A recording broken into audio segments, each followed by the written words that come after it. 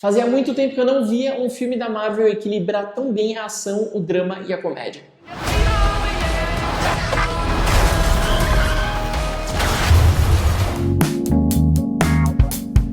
Oi, eu sou o Bruno Carmelo e hoje eu venho falar sobre o filme Thunderbolts, dirigido pelo Jack Schreier, que a gente conhece melhor como diretor da série Treta e de filmes como Cidades de Papel e Frank e o Robô. Mas antes, segue o canal do Minha Marca aqui em cima e ativa as notificações para não perder nenhum vídeo novo.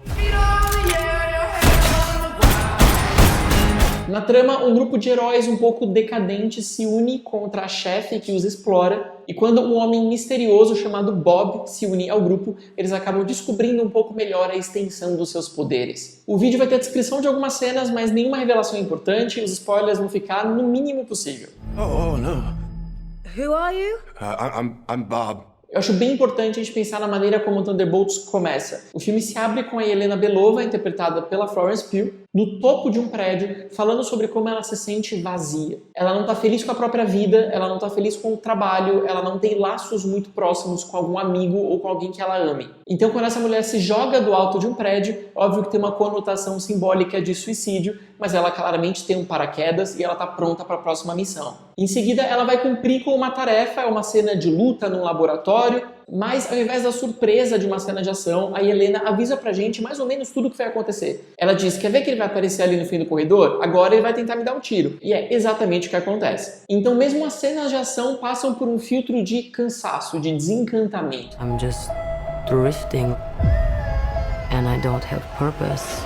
Por isso, em Thunderbolts, a gente tem um grupo de pessoas frustradas, deprimidas, todas elas com traumas de infância e uma carência crônica de afeto. Para eles, o trabalho é apenas uma forma de compensação, uma maneira de tentar preencher esse vazio interior. É muito claro aqui que o poder ou essas habilidades especiais não trazem felicidade. E eu acredito que seja muito mais fácil a gente se identificar com esses personagens falhos. A luta deles contra criminosos se torna uma relação de trabalho repetitiva, chata, monótona, assim como muitos espectadores também terão com suas empresas. Já o Alexei, interpretado pelo David Harbour, é para Yelena essa figura de um pai ausente, de quem ela tem um pouco de vergonha, então ela quer se aproximar dele, mas não muito. E eu acredito que muitas pessoas também possam se identificar com esse relacionamento.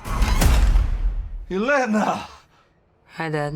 E quando se discute a melhor maneira de combater o mal, a solução não é apenas uma briga frontal envolvendo superpoderes. Thunderbolts existe num vácuo dos Vingadores. As pessoas dizem várias vezes que não tem mais ninguém para vir nos salvar, então eles ficaram não apenas sem heróis, mas também sem ídolos. A gente tem dessa vez um super-herói inserido na política. O deputado Bucky Barnes, interpretado pelo Sebastian Stan, tem discussões filosóficas um tanto importantes a respeito da melhor maneira de combater o mal. Ele hesita entre uma saída democrática, ou seja, tirar a adversária dele pelo voto, ou então reunir um pequeno grupo de pessoas e, num ato de heroísmo, resolver a situação por conta própria. Raros filmes de super-herói estabelecem um paralelo tão claro entre a política partidária e a valentia de um ou alguns indivíduos como maneira de reparar aquilo que a gente percebe como errado na sociedade. We're brought up with this belief that there are good guys and there are bad guys. Por esse motivo, Thunderbolts é um filme sem vilões propriamente ditos, nem mocinhos ou vítimas. As figuras mais assustadoras vêm do próprio grupo de protagonistas, quando eles são confrontados à tristeza, à depressão, à baixa autoestima, ao alcoolismo. A ideia por trás desse filme é que qualquer um de nós poderia se tornar um monstro se a gente não souber lidar com essa parte escura dentro de qualquer um. Por isso, a principal luta da Yelena vai ser contra ela mesma e a principal luta do Bob vai ser contra ele mesmo. E quando chega a possibilidade de aniquilar essa parte malvada, essa parte obscura que não nos convém, aí o roteiro nos lembra que a gente não pode simplesmente matar o que a gente não gosta. É preciso aprender a lidar com os nossos demônios, porque eles sempre existirão. Nesse momento eu abro um parêntese porque eu me lembrei bastante de A Substância, quando a Sue mais nova queria matar a Sue mais velha e vinha aquela lembrança da Substância dizendo: vocês são uma só. The one and only thing not to forget. You are one. You can't escape from yourself. E a tentativa de aniquilar a parte ruim implicaria também na morte da parte boa. É exatamente o que acontece também em Thunderbolts.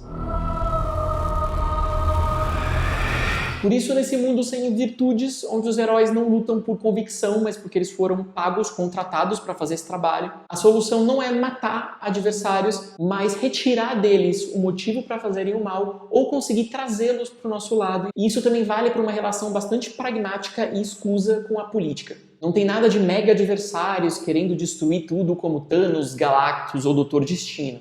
E ao final, os heróis tampouco vão ter qualquer tipo de reconhecimento ou de recompensa pelos seus esforços. Além disso, a representação em imagem dos traumas dos heróis é muito boa. Nesse momento, eu lembrei bastante de Quero Ser John Malkovich, que também trazia essa ideia de que os nossos traumas, nossas dores são pequenos cômodos que vivem dentro da gente, pequenas caixinhas onde a gente guarda tudo aquilo que nos fez mal e que a gente ainda não conseguiu elaborar devidamente. No filme do Jake Schreier, por exemplo, o Bob escuta num cômodo ao lado uma briga muito violenta entre o pai e a mãe dele e ele avisa para Helena, não liga não, daqui a pouco eles param, porque esse é o tipo de ruído, o tipo de agressão com a qual ele já estava acostumado.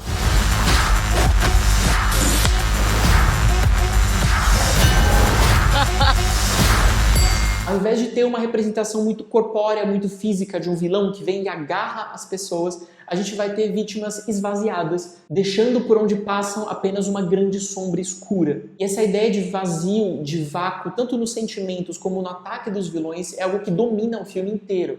E quando um personagem se transforma na sua versão mais agressiva, ele se transforma num não-homem, uma carcaça de ser humano, preta, sem detalhes, sem expressões. Ao mesmo tempo, a imagem desse personagem sentado numa espécie de maca, cercado por vultos pretos diante de um fundo branco, é de uma tristeza, é de uma solidão raramente encontrada num filme de super-herói. Who sent you, Bob? Nobody.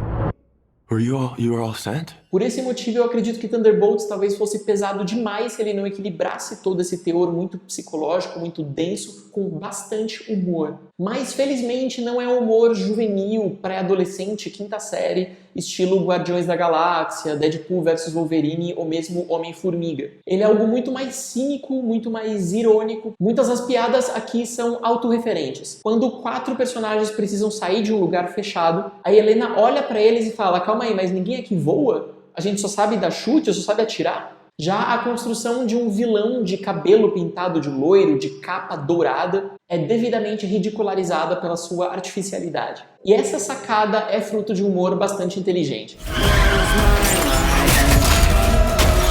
Além disso, o elenco tá excelente. A gente tem nesse universo de heróis muitos personagens estrangeiros e a Florence Pugh faz um sotaque russo moderado, mas que fica um pouquinho mais forte quando ela se encontra com o pai. E essa é uma sacada bem interessante da atriz. Ela carrega no olhar, no corpo, uma expressão de cansaço, uma expressão de peso, que só vai encontrar alguma forma de escapatória quando ela conhece o Bob e enxerga nele uma outra figura tão deprimida quanto ela. Já o Bob é um personagem fascinante, para mim uma das figuras mais complexas que eu vi em filmes de herói em muito tempo, porque ele consegue ser, ao mesmo tempo, o personagem mais forte e mais frágil dessa história. E se eu tô falando dos protagonistas do lado dos heróis, é muito importante citar o talento gigantesco da Julia Louis-Dreyfus. Ela é uma especialista da comédia que tem amplo domínio dos diálogos, das palavras e do corpo. Por isso, ela não precisa ser grande, não precisa ser forte, não precisa ter uma voz grave ou gritar em momento nenhum para impor respeito. Ela maneja perfeitamente bem esse cinismo, essa falsa diplomacia de uma política hipócrita, enquanto compreende a necessidade de ser materna e falsamente acolhedora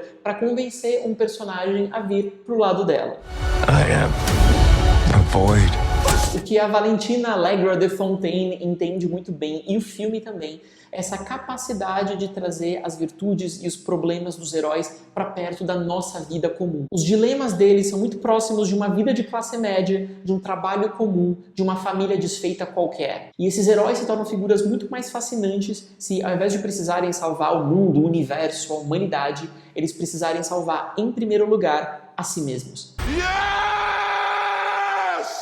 Já me perguntaram antes qual era o meu filme preferido de super-heróis e geralmente o que vem à memória é Logan, que eu considero um filme lindíssimo, que ele trabalha também essa relação muito complicada com a finitude, com a morte, com essa psique frágil dos heróis. Eu acredito que desde Logan a gente não encontra no universo de super-heróis, e aí eu falo de Marvel, DC ou qualquer outro, figuras psicologicamente tão complexas, tão densas e tão bonitas de ver quanto aquelas de Thunderbolts.